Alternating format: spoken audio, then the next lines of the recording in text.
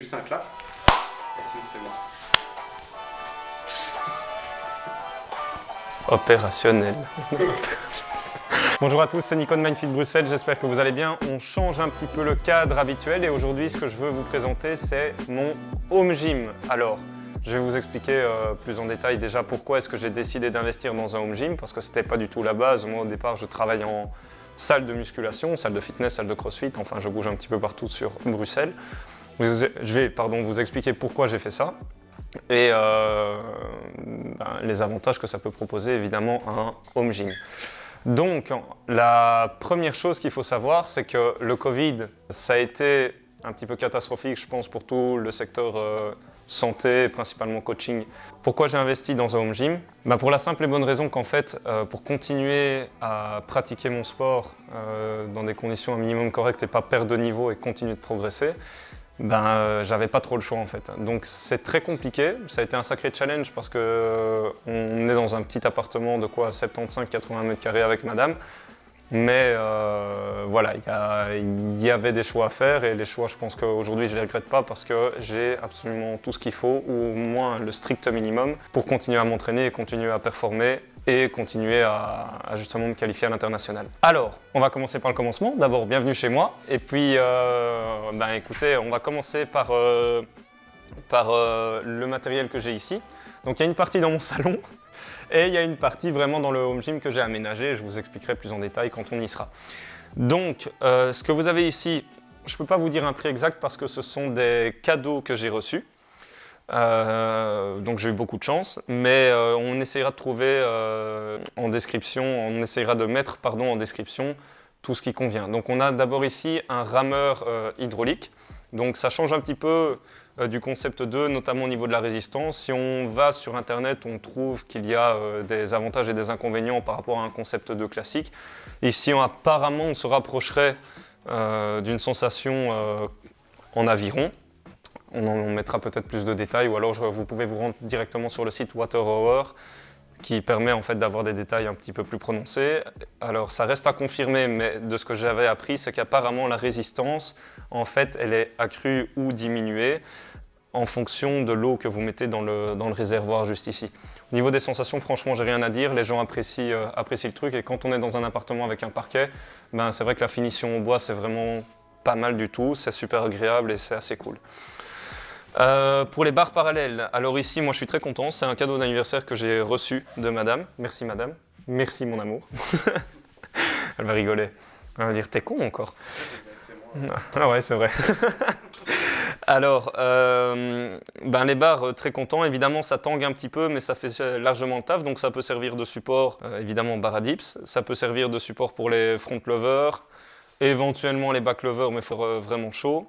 Support de sissy squat, voilà, Australian pull-up aussi, donc franchement ça fait le taf, même si je ne suis pas un grand athlète de street workout, loin de là, je ne suis pas du tout un athlète de street workout même, ça fait vraiment le taf comme il faut et ça prend très peu de place, ça peut même être caché derrière le rideau éventuellement, donc voilà. Les prix ça varie vraiment fortement. Moi j'ai des super bonnes barres, apparemment voilà, elles sont quand même bien stables. J'ai de la chance à ce niveau-là, mais il y a moyen de trouver chez Decathlon des barres beaucoup moins chères. Donc, je vous présente ces barres-ci, mais si vous êtes limité en termes de budget, il n'y a pas besoin de prendre les dernières barres à 150 € ou 130 €. Vraiment, à ce niveau-là, je vous dis, insistez pas. Enfin, ça ne sert à rien. À la limite, vous savez ce qu'on peut faire, c'est qu'en commentaire, si vous me dites, ou même en privé, vous m'envoyez un email ou quoi, si vous me dites que vous avez un certain budget, qu'est-ce que je peux proposer ou quoi que ce soit, ou même sur Instagram, j'essaie de répondre au maximum aux personnes qui me demandent, ce sera avec plaisir de vous aider. Okay, en fonction du budget que vous avez, si vous voulez investir dans un home gym ou quoi. Voilà. On va passer maintenant au vif du sujet et je vais vous présenter la salle dans laquelle j'ai aménagé le home gym. Alors, au départ, c'était comment on dit, buanderie, je crois. Ouais, hein. Donc, je ne vous dis pas la négociation de malade pour bouger les commodes. Et c'était un dressing en fait, c'était ça, c'était pas une buanderie, c'était un dressing. Donc je vous dis pas la négociation de malade pour dire on va virer le dressing et créer un home gym, ça a été un challenge. Mais bon, vu que madame lift aussi, ça fait toujours plaisir, elle a accepté aussi. Donc on a tout balancé dans la chambre et on a transformé le home gym. Pour vous dire à quel point c'était un challenge et à quel point on m'a dit aussi ouais mais t'es fou, il n'y aura pas assez d'espace, etc. parce que on peut pas exploiter les murs. Il y a 7 mètres carrés, 6 à 7 mètres carrés dans ce que je vais vous présenter, donc ça a été un petit peu short. Mais au final, il y a suffisamment d'espace pour tout faire. Il y a du lift et on arrive à s'entraîner à deux. Donc voilà, franchement, ça va vous surprendre un petit peu, je pense. Vous pouvez me suivre. C'est juste ici. Donc on arrive dans le Home Gym Mindfit. Bienvenue l'équipe. Et je vais maintenant également vous présenter un petit peu tout ce qu'il y a. Okay, donc on peut faire vraiment une large vue sur tout le matériel qu'il y a à disposition pour le moment. Voilà, donc ici on a vraiment les kettlebells qui vont de 12 à 40 kg. Il y a également des aimants et le rack aussi à disposition. Alors c'est des kettlebells au format compétition, donc forcément c'est un petit peu plus cher que des formats classiques, ça dépend un petit peu de vos objectifs. Personnellement, quand vous touchez à des kettlebells au format compétition comme ça, ben écoutez, voilà, clairement il n'y a pas photo, c'est un petit peu la Rolls-Royce de la kettle. Est-ce que vous en avez absolument besoin? Oui et non, mais le gros avantage c'est que le format reste très souvent le même, de 6, 8 à 48 kg, donc ce qui aide à la progression et pas se sentir déstabilisé avec un grip qui change, etc., comme les formats traditionnels, les formats RKC un petit peu, Ironcast, etc. Je ne parle pas des formats pourris, je suis désolé, Domios, vous avez du très bon matériel chez Decathlon, mais il y a un moment, il faut arrêter de se foutre de la gueule des gens, quoi. Vos kettlebells en forme de poignée de château fort, tu remets l'armure de Godefroy de Bouillon et puis tu as l'impression que tu peux revivre au moment des châteaux forts, quoi. Donc non, ça reste le must, il n'y a rien à dire à ce niveau-là. Tu as une recommandation peut-être pour la marque ou le lieu où tu les achètes? Yes, alors j'ai touché un petit peu à tout, j'ai profité de certaines promotions parce qu'il y a, même dans les formats compétition, il y a certaines anses qui diffèrent. Et en fait, ce qu'il faut savoir, c'est que les formats compètes, il y a un truc qui est vraiment casse-couille, c'est le fait qu'ils décident, dans les nouvelles kettles, c'est de chromer le matos. Ici, on voit vraiment, sur Taurus par exemple, c'est pas vraiment des mauvaises kettles, voilà, mais chromer ce genre de truc, il n'y a pas pire, franchement, pour s'arracher les mains. Ça tient pas au niveau de la magnésie et tout ça, d'ailleurs j'ai encore des séquelles. Mais franchement, c'est de la merde. Il faut arrêter de chromer les kettles, on est obligé de les poncer et quand elles prennent un peu de rouille, en fait, c'est là où c'est le mieux, ça permet de gripper davantage et avoir un meilleur aspect. Donc ici, c'est chez AFW, je crois que c'était Sport Target qui me les avait apportés. C'était vraiment des bonnes kettles. Il y a des kettles de chez D8, donc il y a l'ancien format de D8 que je préférais par rapport au nouveau. Le nouveau, il est ici, ça c'est l'ancien. Ici. Ouais, ça c'est le nouveau format D8, encore une fois un peu chromé, bon c'est pas super top, mais voilà. Par contre, alors là on est vraiment en train de parler, c'est la Rolls-Royce au format des compétitions, c'est la Lasertosus. Alors celle-là, purée, une fois que tu as touché à la Lasertosus, franchement t'as pas envie de la lâcher, quoi. Elle est parfaite, la poignée est juste nickel, tu insères ta main comme il faut, et en plus de ça, pour lifter, c'est un pur plaisir, t'as pas envie de redescendre en dessous une fois que tu as touché une Lasertosus. C'est comme si tu passais d'une Rolls-Royce à une Clio, par exemple, tu vois. Donc c'est celle-ci. Ça, c'est Lasertosus et ça aussi, c'est Lasertosus. Donc franchement, elles sont nickel, quoi. Il n'y a vraiment rien à dire à ce niveau-là. Okay. Alors, qu'est-ce qu'on a aussi? On a forcément un petit mousse ici que j'avais récupéré de l'ancienne salle où je travaillais. Donc encore merci au gérant, franchement, il a été top. Ça me sert de plateforme, tout simplement. Je le retire, hop, je le mets au sol. Ça a été des investissements qui se sont faits sur le long terme au fur et à mesure. Il y a des petites kettles encore qui traînent et il y a des kettles que mes amis m'ont demandé pour continuer à s'entraîner, que je prête avec plaisir. On a une ceinture de lift qui est juste ici. Alors c'est pas du tout la meilleure ceinture du monde, mais elle fait le taf et puis elle m'a accompagné dans mes victoires et tout ça sur la scène internationale. Donc j'ai pas envie de m'en séparer, c'est un peu un porte-bonheur. Alors je sais que c'est pas du tout la meilleure ceinture, mais elle a fait le taf et j'ai pas envie de me séparer de ça, tout simplement. Donc voilà. On a ici un gilet lesté que j'avais investi à l'époque chez Decathlon, dont je m'utilise toujours. Ouais, alors on va essayer de le sortir sans foutre trop le dawa, mais enfin voilà, on le voit peut-être un petit peu ici. Ouais, c'est un bête gilet lesté de 10 kg, quoi. Voilà.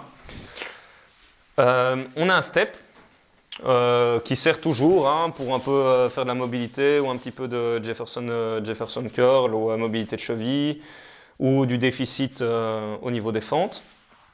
Hop, je passe de l'autre côté.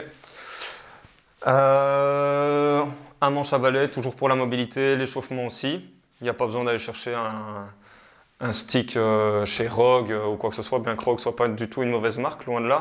Mais bon, quand tu vois le prix des sticks, j'en parlais justement avec un des gérants d'une box de CrossFit à OML, Tifo, CrossFit Exit 8. Il me disait, ouais, c'est scandaleux, quoi. Le prix des sticks chez Rogue, c'est abusé. Très belle salle d'ailleurs, hein. Très belle salle, CrossFit Exit 8. Enfin bref, c'est pas le sujet aujourd'hui. Des petites haltères de 7 kg que j'avais investi à mes tout débuts dans le coaching qui m'ont jamais lâché. Bon, ça, à mon avis, ça partira un moment pour autre chose. Et puis, on va maintenant attaquer le vif du sujet. Alors, quand j'ai voulu investir, j'ai eu la chance d'investir auprès de quelqu'un que je connais déjà. Donc, c'est Christy de chez Blackbox. Lui, en fait, il travaille avec GearUp, qui est une marque grecque de fitness. Alors, je vais dire d'entrée de jeu, je vais pas vous mentir, hein, je vais pas vous dire profitez de dire que vous venez de la part de MindFit, etc. C'est pas les moins chers, mais c'est pas les plus chers non plus. Par contre, moi, ce que j'ai kiffé chez eux, c'était le service après-vente et le suivi. Franchement, à ce niveau-là, moi, il n'y avait rien à dire. Et déjà, ça fait du bien de se sentir un petit peu entouré, voilà, savoir où va ton matériel, etc. Et ça traînait pas. Et la deuxième chose qui était vraiment chouette, c'était que j'avais déjà vu ce type de matos, j'avais déjà utilisé. Et c'est du solide en fait, hein. Moi je suis super content. Donc tout ce qui est GearUp en fait, c'est le rack ici, le rack pour la barre, le banc et les plates principalement. Donc Ce que tu appelles les plates, c'est les... Oui, c'est les disques, hein. C'est les bumpers. Ouais, et on a aussi les 20 kg ici. Ouais, magnifique. Alors il y a eu encore les petits accessoires ici pour protéger la barre. La cage, hein, ça reste quand même l'un des trucs les plus importants. Et je vais expliquer aussi pourquoi j'ai pris une cage et pas des chandelles. Donc en fait, ce que vous devez savoir, c'est que je suis au premier étage ici. Donc vous vous rendez compte à quel point ça fout la merde quand vous devez faire du squat ou des gros tirages un peu à la one again. Et tu rigoles, Dominique? Est-ce que tu appelles une chandelle? Ouais, je vais expliquer tout ça. Donc en fait, les chandelles, c'est quoi? C'est juste deux poteaux, hein, si je peux dire ça comme ça, où tu poses la barre. Tu vois, mais il n'y a pas de protection si la barre elle tombe au sol. Et c'est pour ça qu'en fait j'ai investi dans une cage de chez Gym Company où justement si la barre tombe, elle est retenue. Et donc je ne défonce pas le parquet, je ne défonce pas le sol, tout est protégé. À l'heure actuelle, malgré le bruit que je fais de temps en temps, les voisins ne se plaignent pas, donc franchement c'est plutôt bon signe. C'est assez cool. Là, ce que j'aime aussi, c'est que je devais gagner un maximum d'espace parce que, comme j'ai dit, on est quoi dans 6-7 mètres carrés. Donc je sais faire mes tractions et la chance que j'ai aussi c'est que c'est suffisamment haut, donc la cage fait plus ou moins 2,17 m. Ouais c'est ça, 2,17 m. Donc c'est assez agréable et on sait avoir différents grips. Donc c'est une cage complètement classique. Par contre, encore une fois, l'intérêt de la marque Titanium Strength aussi, et de cette cage-ci, la Heavy Duty Rack, c'est qu'elle peut accompagner ensuite le reste avec des poulies. Je peux attacher des barres de dips aussi si je le désire, je peux faire des leg mind press par la suite, donc c'est une cage plutôt complète qui fait le travail. C'était ça tout l'intérêt en fait d'avoir une cage plutôt que de simples chandelles avec un mousse. Alors avant de continuer un petit peu, il faut savoir aussi qu'il y a déjà une grosse partie du matériel qui est arrivé, je suis super content, mais il y a une autre partie du matériel qui est en attente pour encore gagner de l'espace et pourquoi pas compléter mon home gym. En fait ce qui se passe c'est que les plates ici, il y a un arbre à rack qui va arriver pour gagner de l'espace de nouveau et pourquoi pas par la suite mettre un rack d'haltères, soit de manière très verticale, soit des haltères modulables. Mais je suis encore un peu sceptique sur le mécanisme et la fragilité du truc. Donc ça c'est une première chose. Et une deuxième chose, c'est que j'ai des barres de chez Elisport, je crois, donc j'ai eu différents devis. Donc il y a une safety bar qui doit arriver et il y a une Swiss bar ou une multi-grip bar qui permet d'arriver et davantage protéger ses épaules aussi. Donc voilà, ça complète déjà pas mal les choses. Elles sont toujours en attente, ça c'est en lien avec le Covid. Alors, ce qui est intéressant aussi, c'est tout ce qui est au niveau, des accessoires d'intensification de l'entraînement. Je pense notamment au travail en chaîne que j'ai ici, et j'ai des sangles qui les accompagnent. Alors, pour le travail en chaîne, si ça vous intéresse, on a fait un article avec mes stagiaires à l'époque qui disent pourquoi c'est bien de travailler avec les chaînes et pourquoi, pardon, c'est toujours bien d'accompagner les chaînes avec des sangles. On le mettra en description, c'est sur le blog MindFit, sur le site internet. Alors, on a également, ces chaînes-là viennent de chez Amazon, comme la plupart du reste du matériel en fait, que je vais vous présenter. On a également... Ouais, on met tout en description, quoi qu'il arrive, et puis on vous fera un petit détail sur le prix. De toute façon, je vais vous dire le prix global que ça m'a coûté à la fin. On a les élastiques Tom Shaw avec une prise pour les élastiques que j'utilise également. Il y a tout ce qui est Fat Grip. Donc ça, c'est assez sympa. Je les utilise beaucoup dans mes préparations d'entraînement pour le moment. C'est un super matos et améliorer les cas. En fait, ça permet de développer davantage son grip, donc c'est bien quand on a des douleurs au coude, notamment en prévention ou en réhabilitation, et également pour intensifier son entraînement, et ça a son avantage forcément pour mon travail, vu que j'ai un sport de grip avec le kettlebell lifting.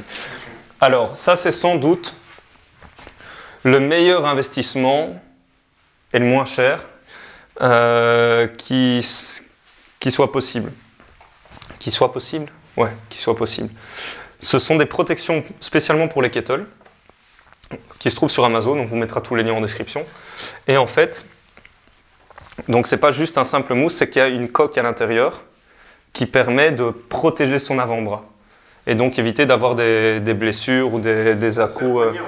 C'est un serre-poignet, mais en fait, il y a une coque en plastique à l'intérieur qui est beaucoup plus rigide. On voit que c'est beaucoup plus solide ici. Je ne vais pas déchirer le truc, mais voilà, il y a une coque en plastique qui permet de protéger en fait, quand la kettle vient se déposer sur l'avant-bras. Okay.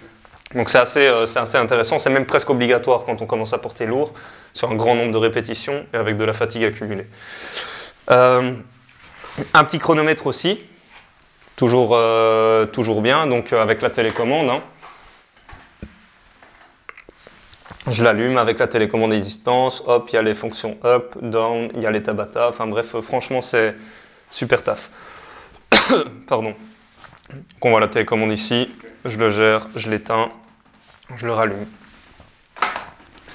Balle de massage, rouleau de massage qu'on a aussi dans le salon, le petit baffle, enfin bref, personnellement je suis refait.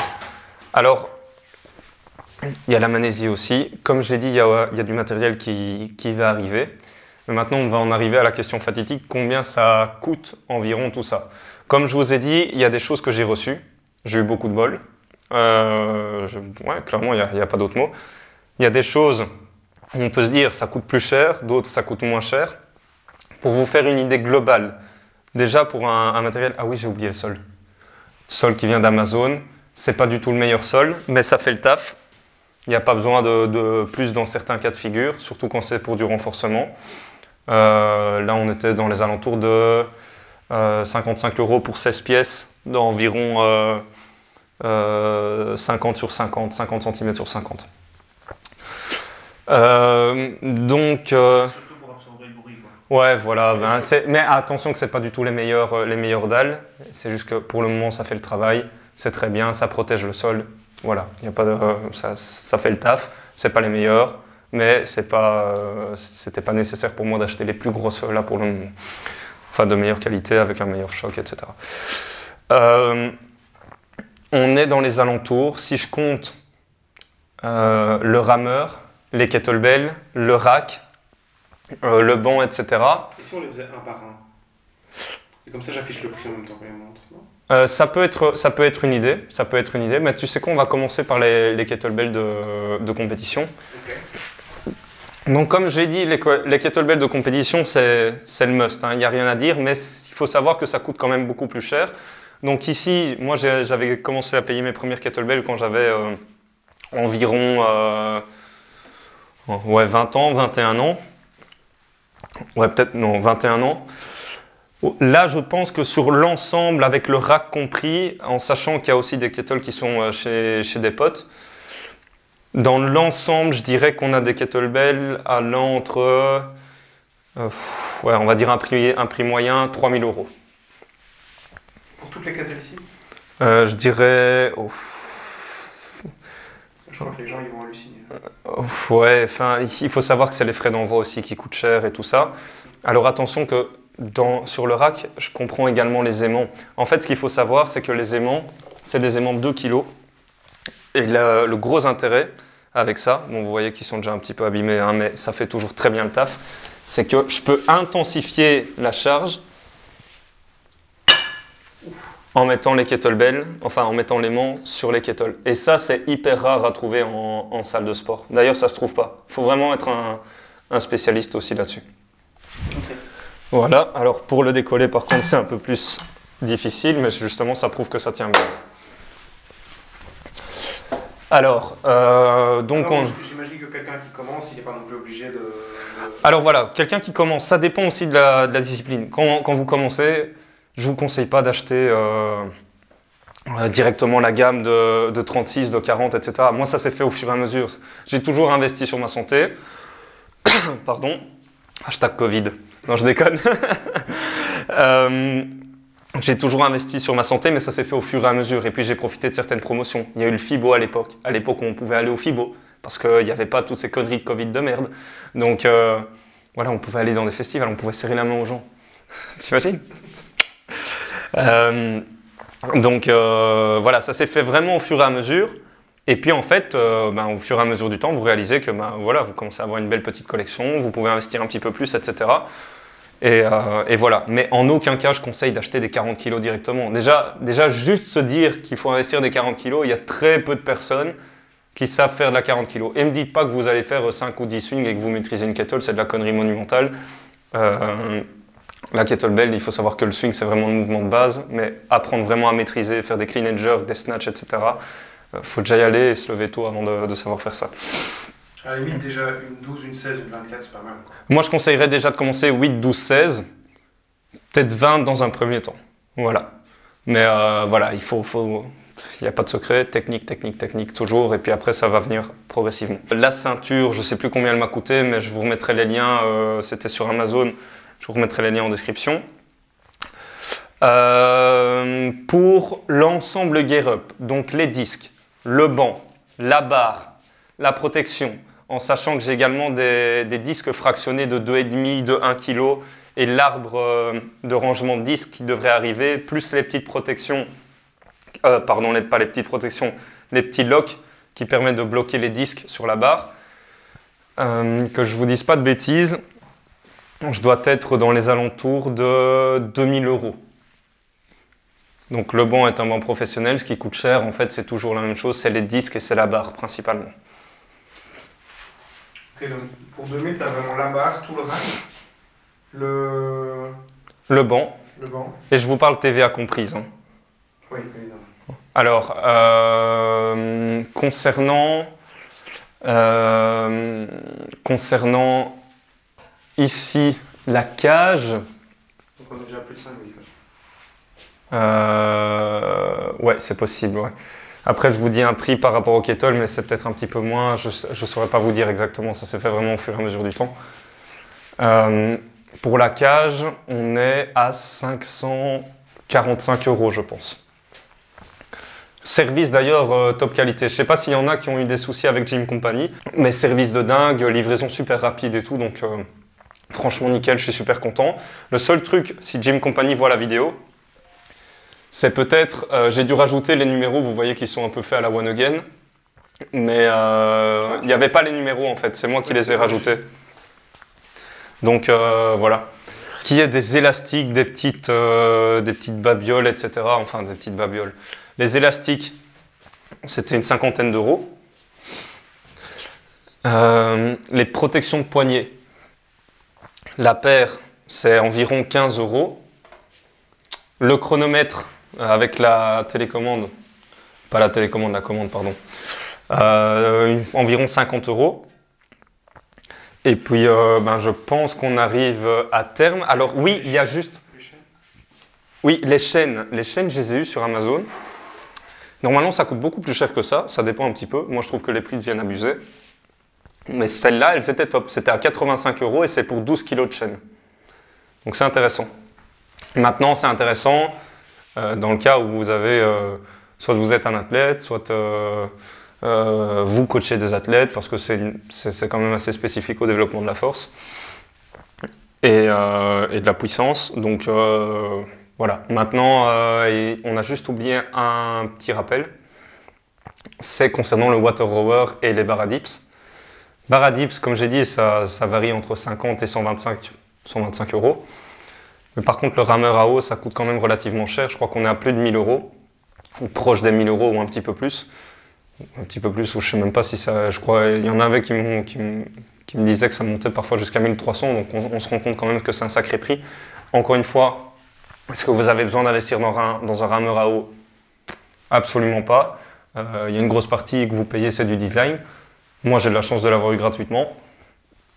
Maintenant, voilà, ça dépend de tous les budgets, ça dépend de ce que vous voulez faire, etc. etc. Mais voilà, donc dans l'ensemble, avec tout ce qu'il y a, on est, je dirais, quand même dans les 6 000 balles, quoi. Voilà. Mais encore une fois, ça me fait penser à un commentaire que Noémie Alabert, une championne de powerlifting, avait fait, c'est que quand on est compétiteur, on est obligé d'investir dans du matériel qui se rapproche de notre compétition, donc du matériel de qualité. C'est-à-dire que ça dépend de votre objectif. Si demain vous voulez faire un peu de kettlebell par-ci par-là, que vous n'avez pas d'objectif de compétition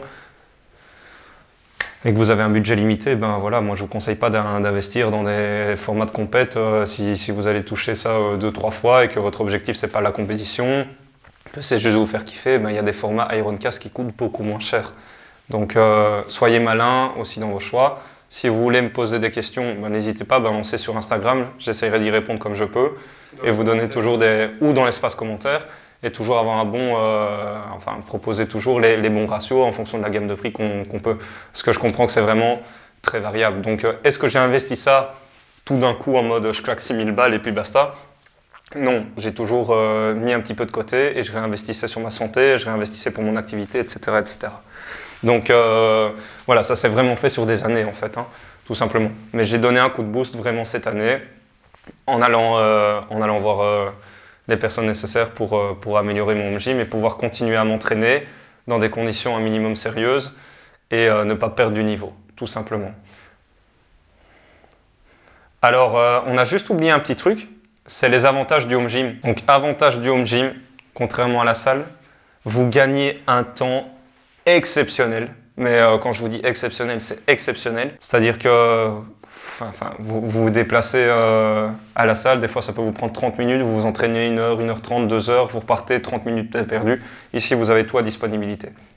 Alors, il y en a qui ont du mal à sortir du cadre et qui ont besoin de sortir de chez eux pour pouvoir s'entraîner, sinon ils n'arrivent pas à s'entraîner à la maison. Je comprends aussi, ça demande plus de discipline. Voilà, donc je disais qu'il y avait des avantages et des inconvénients en home gym, mais la première chose, c'est un gain de temps monstrueux. Donc ça, c'est vraiment non négligeable. Deuxième chose, certes, ça demande peut-être un petit peu plus d'autodiscipline, mais à terme, vous êtes quand même gagnant. Ça dépend un petit peu de la fréquence d'entraînement que vous faites, hein, forcément aussi, mais vous gagnez beaucoup d'argent. Et je ne parle pas que de l'abonnement. C'est le Covid, hein, je te l'ai dit, c'est le Covid. Depuis que tu es là, tu m'as refilé le Covid. Ça te fait rire en plus, Dominique? Il m'appelle pas Dominique. Alors, c'est un gain de temps, c'est un gain d'argent, et pas seulement en fait sur le fait que vous arrêtez de payer un abonnement en salle, c'est également le fait que vous ne payez pas le déplacement non plus. Donc ça c'est top. En plus, je parlais de gain de temps, on ne parle même pas des bouchons que vous êtes susceptible d'avoir en chemin ou des soucis au niveau des transports en commun ou quoi que ce soit. Donc franchement, c'est non négligeable et c'est jamais perdu. En plus, même imaginons à un moment vous voulez vous débarrasser de votre home gym ou quoi que ce soit. Je dis pas que vous allez faire une plus-value, clairement pas, mais en tout cas ça perd peu de valeur par rapport à ce que ça peut avoir. Après, ça dépend toujours de la cause. On n'est peut-être pas toujours d'accord à ce niveau-là, mais bon voilà, ça reste quand même un investissement super intéressant. La cage, je pense pas qu'elle va casser dans les 3 mois. Les kettles, il y a des kettles qui sont là depuis plus de 5 ans. Et elles tiendront, fort à parier que malgré l'usage intensif que j'en fais, il y a fort à parier que dans 15 ans, elles sont encore là. Donc c'est des investissements vraiment rentables à long terme. Et c'est ça qui est important.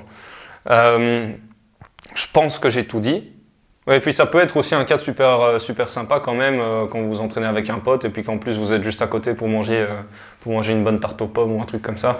Donc oui, j'aime bien manger. Une bonne tarte aux pommes. Une bonne frite avec une sauce Dallas.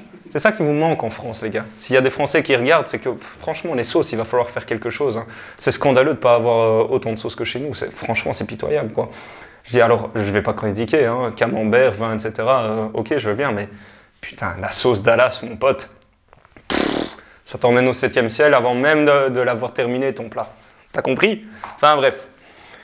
Donc voilà, j'espère que cette vidéo vous a plu. On vous met un détail en description sur les prix que ça a coûté. N'hésitez pas à regarder. On va vous mettre les liens également des produits qui peuvent vous intéresser. Je ne vais pas vous mettre les liens des kettles, etc. Mais les zones, enfin les exercices d'intensification, les matériaux d'intensification, ça je vous les mettrai.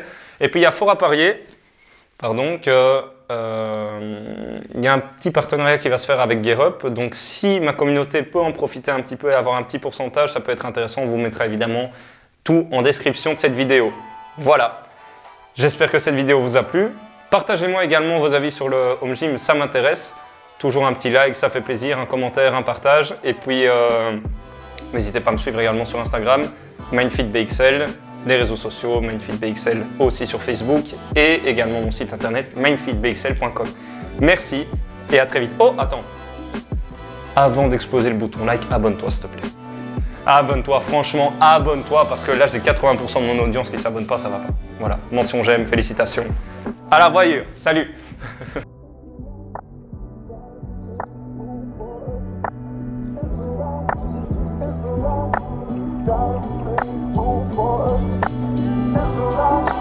Step around,